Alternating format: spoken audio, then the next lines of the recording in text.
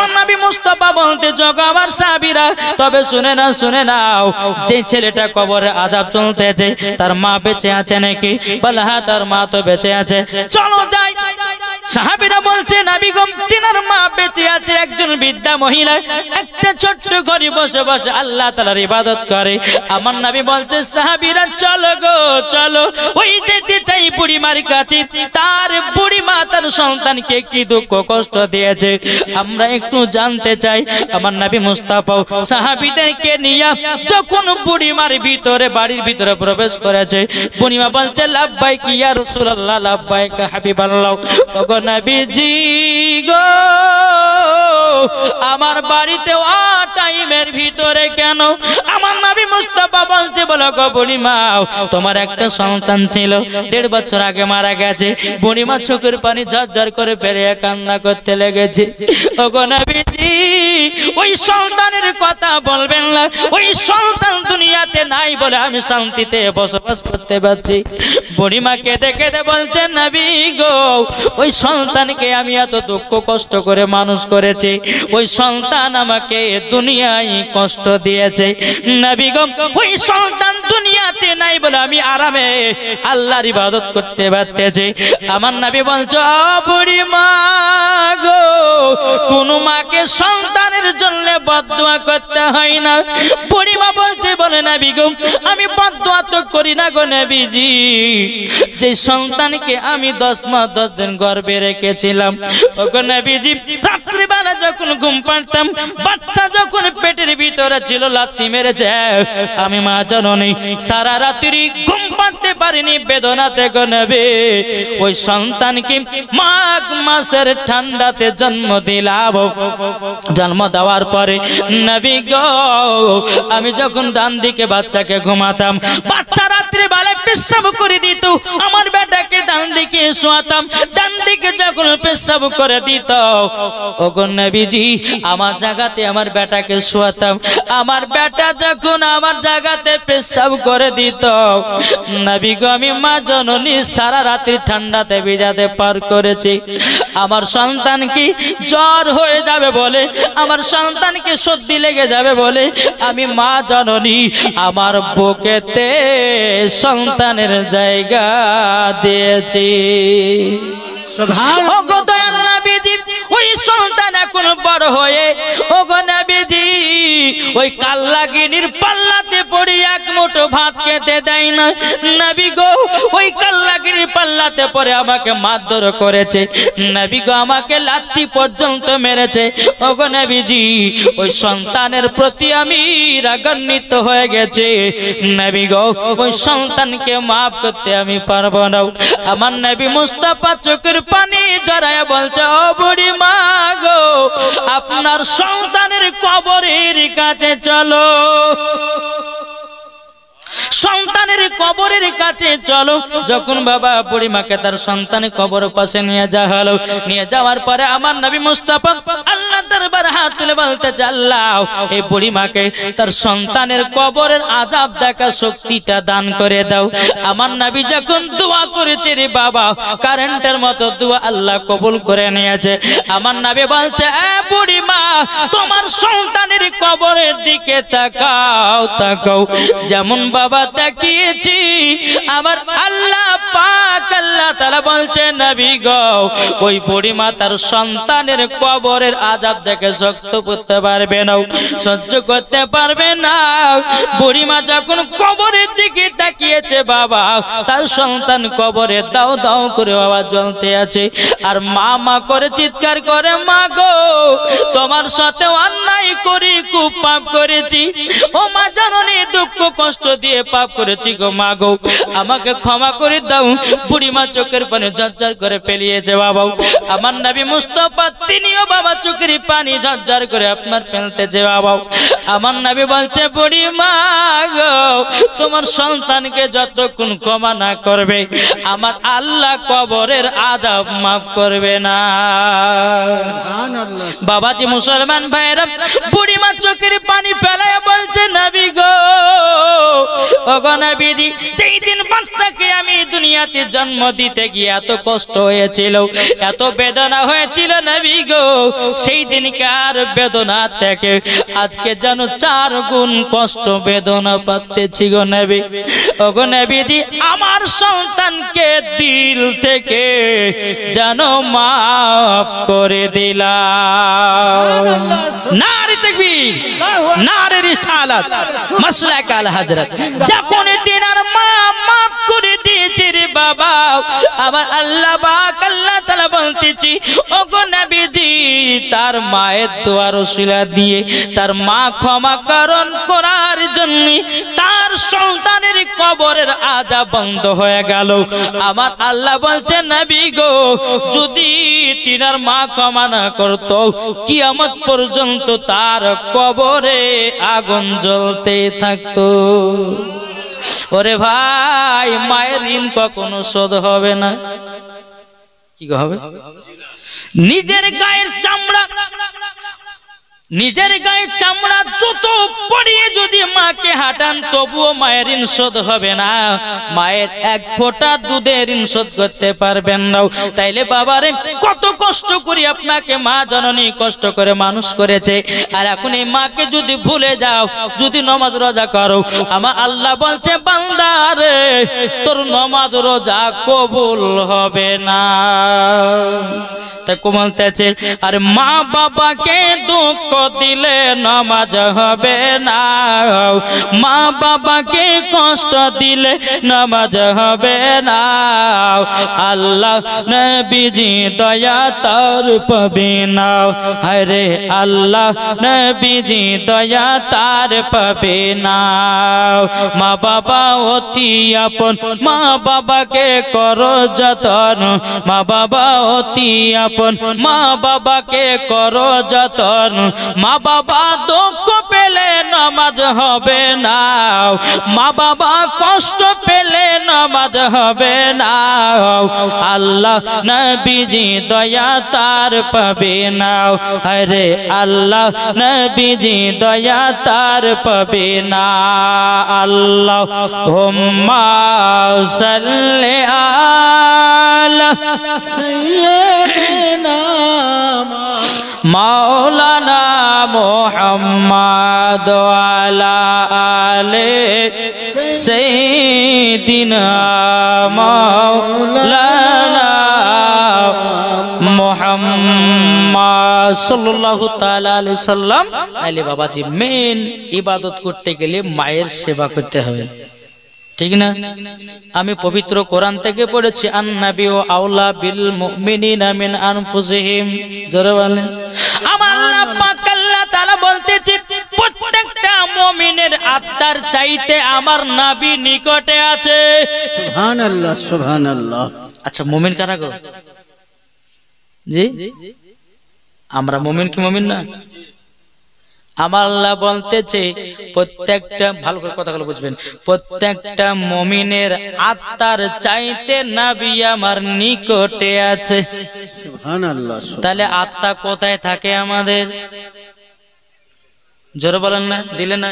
তার থেকেও আমার নবীজি নিকটে আছে। এটা কোন মুফতি মুহাদ্দিসের কথা নয়, এটা হলো আল্লাহ পাকের কোরআনের কথা। সুবহানাল্লাহ। এখন যদি কোন মোল্লা এসে যদি বলে নবীর প্রতি দুরূদ পড়লে নবী শুনতে পাবে না, কোন মোল্লা যদি এসে বলে নবীর প্রতি কেম সালাম পড়লে নবী শুনতে পায় না, না রে ভাই না, ও ভাই তোমাদেরকে বলতে চাই রে ভাই, আমার নবীর প্রতি দুরূদ কেম সালাম মিলাদ ফাতিহা করলে আমার নবী মুস্তাফা শুনতে পায়। সুবহানাল্লাহ সুবহানাল্লাহ। আমার আল্লাহ বলতেছে বান্দারে জান যেখানে নবী সেখানে। সুবহানাল্লাহ সুবহানাল্লাহ। আমার কথাকে বুঝতে পারছেন? জান যেখানে নবী সেখানে। জান যদি কলকাতায় নবী আছেন কলকাতায়, জান যদি হাওড়াতে নবী আছে হাওড়াতে, জান যদি দিল্লিতে নবী আছে দিল্লিতে, জান যদি বোম্বাই নবী আছে বোম্বাই, জান যদি আসামে নবী আছে আসামে, জান যদি শিলিগুড়িতে নবী আছেন শিলিগুড়িতে, জান যদি কালিয়াচকে নবী আছেন কালিয়াচকে, জান যদি মুর্শিদাবাদী নবী আছে মুর্শিদাবাদী, জান যদি আপনাদের এলাকার নামটা কি? হ্যাঁ পাউলি পাউলেতে নবী আছেন পাউলেতে সুবহানাল্লাহ জান যদি মদিনায় নবী আছেন মদিনায়। এই বোকারা বুঝে না, এরা তো পড়তে জানে না, তো বলবে কি? হ্যাঁ ঠিক না? বলছে যে নবী শুনতে পায় না, নবী দেখতে পায় না। আরে বোকা, কোরআন সার্চ করে দেখ, পড়তে তো জানো না। বাপের বেটা বাপ যদি হয় তাই সে তুমি কোরআন পড়ে দেখো, তোমার বুকের পাটা যদি থাকে। আমাদের মাসলাকে আলা হাজরাতের এবং কিনা সুন্নিয়াতের জামাতের খিদমত আমরা করি কি করি না ভাই? এখানে মাসলাকে আলা হাজরাতকে চিনেন না? উনার চর্চা চলে না? জি চলে। আবার কিছু কিছু ব্যক্তি কিন্তু আবার যে চুলকানি ওঠে, জি যেরকম বলা হয় না যে জাসনে ঈদে মিলাদুন নবীতে সুন্নিরা খায় বিরিয়ানি আর কিছু মানুষের গায়ে ওঠে চুলকানি। আমি ওরা বলবো যে আমরা নবীর আগমন দিবসে খুশি মানুষ, তোরা যত পারবি ঘরে চুলকা, অসুবিধা কিছু না, আমরা রাখবো না। কিন্তু আমরা নবী মুস্তাফার আগমন দিবসে খুশিও মানাবো, নতুন নতুন ড্রেসে পিনবো, নতুন নতুন খাবারও খাবো। কেননা নবী না হলে পারে আসমান হতো না, নবী না হলে পারে জমিন হতো না, নবী না হলে পারে কোরআন হতো না, নবী না হলে পারে ইজমা হতো না, নবী না হলে পারে কিয়াস হতো না, নবী না হলে পারে আল্লাহ পাক আল্লাহ তাআলা বলে সারা কুল কায়নাতকে তৈরি করতাম না। আল্লাহু আকবার, আল্লাহু আকবার, ইয়া রাসূলুল্লাহ। বাবাজি মুসলমান, তাহলে আসুন আমরা এই নবীকে মোহাব্বত করতে রাজি আছি না নাই? একটু জোরে বলেন না। এখন কিছু ব্যক্তি বলছে কি জানেন? বলছে নবী আমাদের মতো, বলছে কি বলছে না? কি গো, আচ্ছা নবী কি আমাদের মতো ছিল? আমি ওকে বলবো যে বলবে যে নবী, শুনেন আপনাদেরকে একটা প্রশ্ন করে দিই, কোন ব্যক্তি যদি বলে যে নবী আমাদের মতো, ওকে বলবে যাই নবীর পেশাব মুবারক তো পাক ছিল, তোর কেন না পাক? বল আগো, আমার নবী মুস্তাফার পেশাব মুবারক পাক, তোর কেন না পাক? আমার নবীজির শরীর মুবারকের ঘাম যখন বাবা বেরোতো, বাবাজি মুস্কে আম্বারের থেকেও খুশবুদার, আর আমাদের শরীরের ঘাম বকড়া বকড়া গন্ধ করে। আর তুমি বলছো নবী আমাদের মতো না? ভাই না, নবী আমাদের মতো নাই রে বাবা, নবী আমাদের মতো নয়। বেরাদুল ইসলাম, এখন কিছু ওয়াহাবী মৌলবীরা বলতেছে, এ সুন্নি মৌলবীরা, আল্লাহ তো পবিত্র কোরআনের মধ্যে বলেছি কুল ইন্নামা আনা বাশারুম মিসলুকুম। আমি ওই ভাইকে বলবো, বলো ভাই আল্লাহ পাক আল্লাহ তাআলা এই কোরআনের আয়াতটা কেন নাজিল করেছিল জানেন বাবা? মক্কাতে মদিনাতে নবীকে কেউ পাগল বলতে লাগলো, নবীকে জিন বলতে লাগলো, নবীকে আপনার কত রকমের আপনার কিনা পাগল জিন বলতে লেগেছে। আমার আল্লাহ বলছেন নবী গো আপনি চিন্তা করবেন না, আমি পবিত্র কোরআন থেকে আয়াতে কারিমা নাজিল করে দিলাম কুল ইন্নামা আনা বাশারুম মিসলুকুম। নবী গো উনাদেরকে বলে দেন তোমরা কেউ ভয় করো না, তোমাদের মতো একজন আমি। একটা আপনাদেরকে বোঝাই বাবা যে মুসলমান সোনা মানিক, কি বলে বোঝাবো? আচ্ছা বলুন এটা কি? এটা দেখতে কার মতো? কিসের মতন দেখতে? সোনার মতো। আল্লাহ বলতেছে তোমাদের মতো নবী, কিন্তু আমাদের মতো নবী না, সোনার মতো দেখতে, অরিজিনাল সোনা না। বুঝাতে পেরেছি? আল্লাহ ওটাই বোঝাচ্ছে সোনার মতো দেখতে সোনা নাই, তোমাদের মতো নবী কিন্তু নবী তোমাদের মতো না।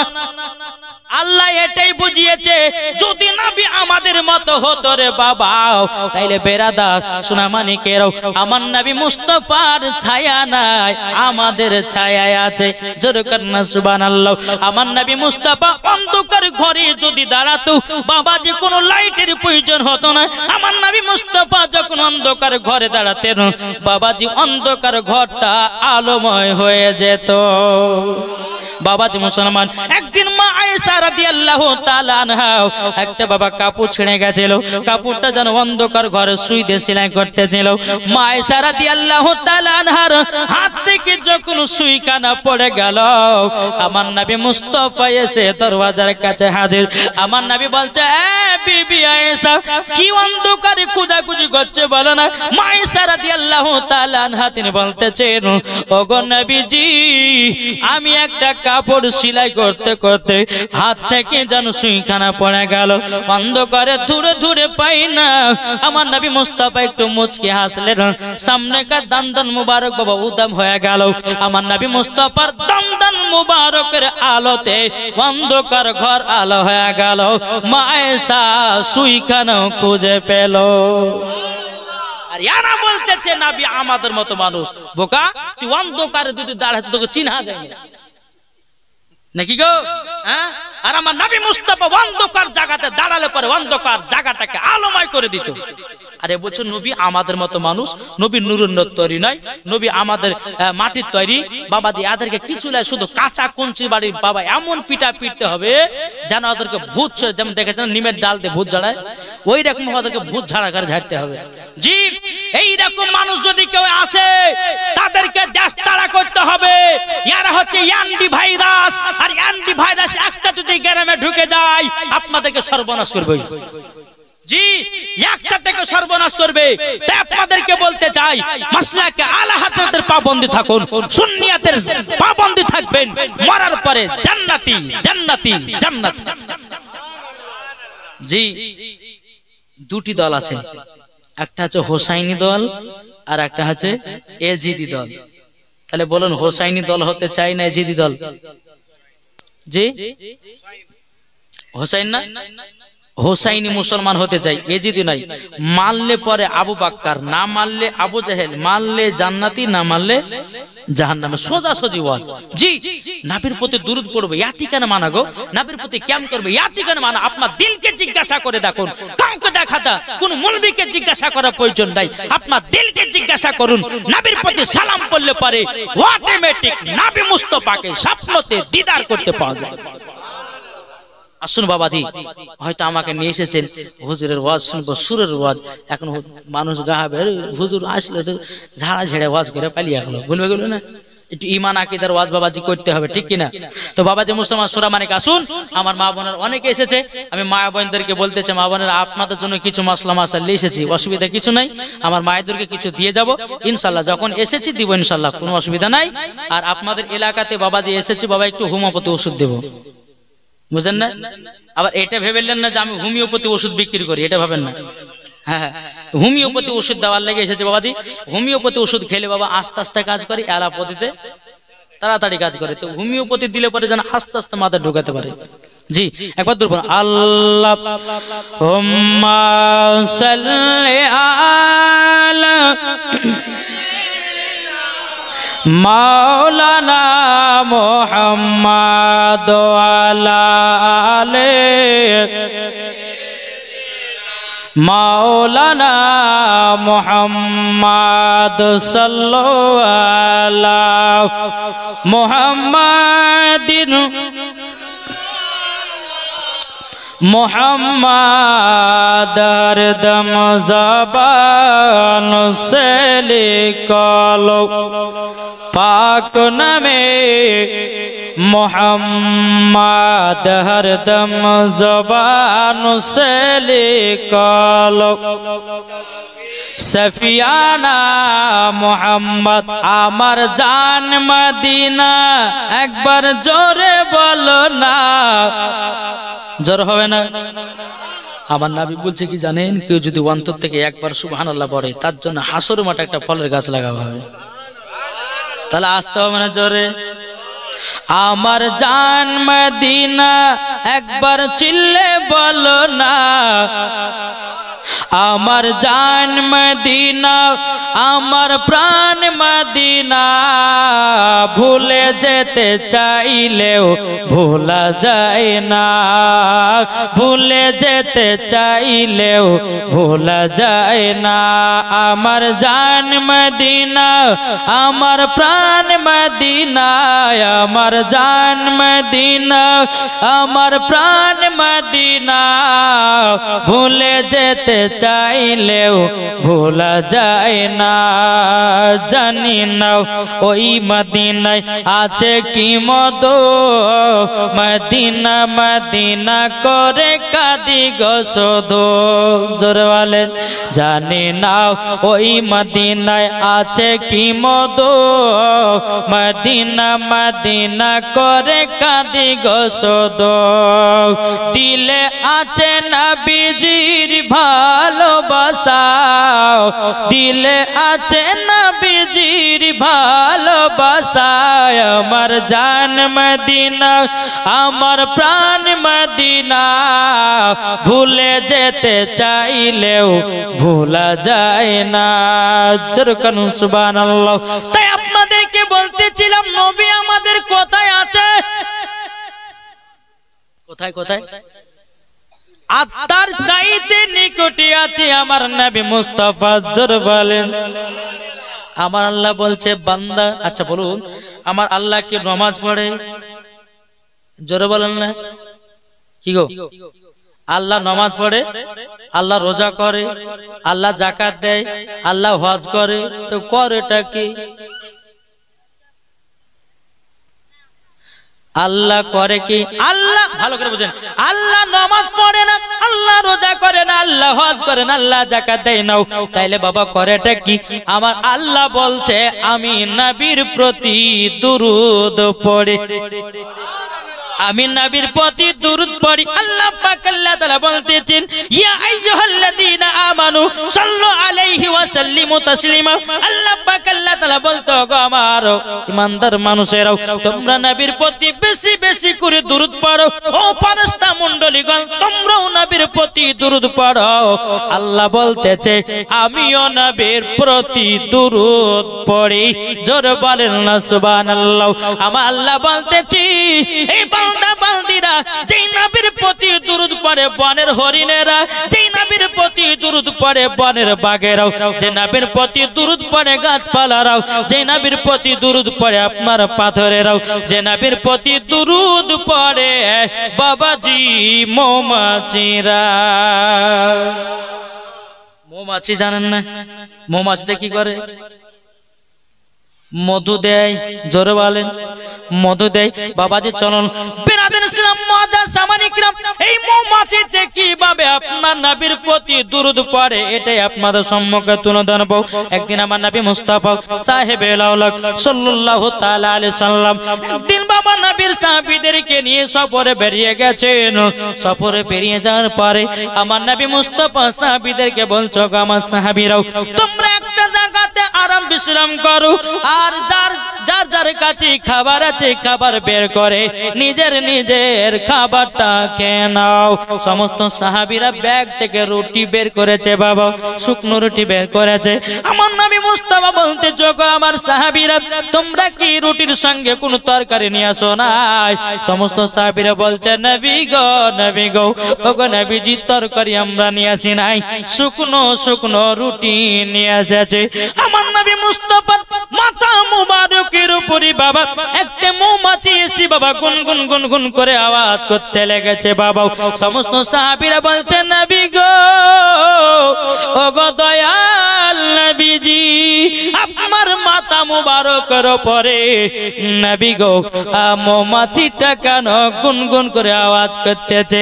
সাহাবীরা বলছে নবী গো আপনি তো বাঘের কথা বুঝতে পারেন, নবী গো আপনি তো হরিণের কথা বুঝতে পারেন, নবী গো আপনি তো গাছের কথা বুঝতে পারেন, নবী গো আপনি সাপের কথা বুঝতে পারেন, নবী গো আপনি সমস্ত জীব জানোয়ারের কথা বুঝতে পারেন, নবী গো মৌমাছিটা কি জানো বলতেছে? নবী কে একটু বলুন না। আমার নবী মুস্তাফা বলতেছে এই সাহাবীরা এই মৌমাছিটা বলতে আছে নবী গো আপনার সাহাবীদের কাছে কোনো তরকারি নাই, আমাদের চাকে মধু আছে, ওই মধু এক বাটি নিয়ে এসে রুটি দিয়ে খান। মৌমাছিতে বলতেছে আমার নবী মুস্তাফা হযরত আলী রাদিয়াল্লাহু তাআলা আনহু কে বলতেছে ওগো আলী একটা পেয়ালা বাটে নিয়ে যাও এ মৌমাছির পেছনে পেছনে যাও বাবাজি মুসলমান ভাইরাও মৌমাছির পেছনে পেছনে হযরত আলী রাদিয়াল্লাহু তাআলা আনহু তিনি বাবাজি কি করেছেন বাবা চলতে লেগেছে চলতে চলতে বাবা মৌমাছির চাকে গিয়ে চাকে বসে গেল আর ওই মৌমাছির চাক থেকে হযরত আলী রাদিয়াল্লাহু তাআলা আনহু তিনি বাবা এক বাটি মধু সংগ্রহ করে নিল মধু সংগ্রহ করে নেওয়ার পর হযরত আলী রাদিয়াল্লাহু তাআলা আনহু আমার নবী মুস্তাফার কাছে হাজির করলো জোরে বলেন না সুবহানাল্লাহ আমার নবী বলছে আলী গো ওগো আলী তুমি কি মধু নিয়ে এসেছো যে হুজুর মধু আমি তে নিয়ে এসেছে এরই নাম হলো আলী জোরে বলেন না সুবহানাল্লাহ এই বাবা আলীর পাওয়ার কত একটু বলবো নাকি মধুর ঘটনাটা একটু থাকে দিকে মনে করে রাখবেন জি বেরাদার এই আলী কার নাম জানতে রাজি আছি না নাই ইনশাআল্লাহ আছে চলুন আলী হলো তার নাম যিনি হলো আল্লাহর বাগ জোরে বলে যিনি আলী খাইবার যুদ্ধতে বাবা যুদ্ধ করতে গিয়ে 70 মনের ঢাল নিয়ে যুদ্ধ করেছে তারই নাম হযরতে আলী একা যুদ্ধতে ফাঁস হয়েছে তার নাম হচ্ছে হযরত আলী জি এই আলীর শরীরে বাবাজি এমন একটা শক্তি আল্লাহ দান করেছিলেন হ্যাঁ দেখবেন যে কোনো আমরা কাজ করতে গেলে যে কোনো একটা ভারী জিনিস তুলতে ইয়া আলী বলি না আমরা ইয়া আলী বললে মনে হচ্ছে সব একবার প্রতিদিন উড়ে উড়ে পালিয়ে যাবে একটা শক্তি বাবাজি এই আলীর শরীরে এত শক্তি চলুন এই আলী কার নাম একদিন হযরত আলী রাদিয়াল্লাহু তাআলা আনহু তিনি বলতেছে ওগো নবীর সাহাবীরা তোমরা শুনে নাও হযরতে জিবরিল আমিন আমার কাছে দুবার যায় নবীজির কাছে একবার যায় সমস্ত সাহাবীরা বলতেছে আলী তো ভুল ওয়াজ করলো সমস্ত সাহাবীরা নবীজির কাছে গিয়ে বলছে ইয়া রাসূলুল্লাহ ইয়া হাবিবাল্লাহ নবী গো হযরত আলী একটু ভুল ওয়াজ করেছে গো নবী আমার নবী বলছে গো সাহাবীরা কি ভুল ওয়াজ করেছে বলো নাও ও গো নবী যে আলী বলেছি জিবরিল আমিন নাকি আলীর কাছে দুবার যায় গো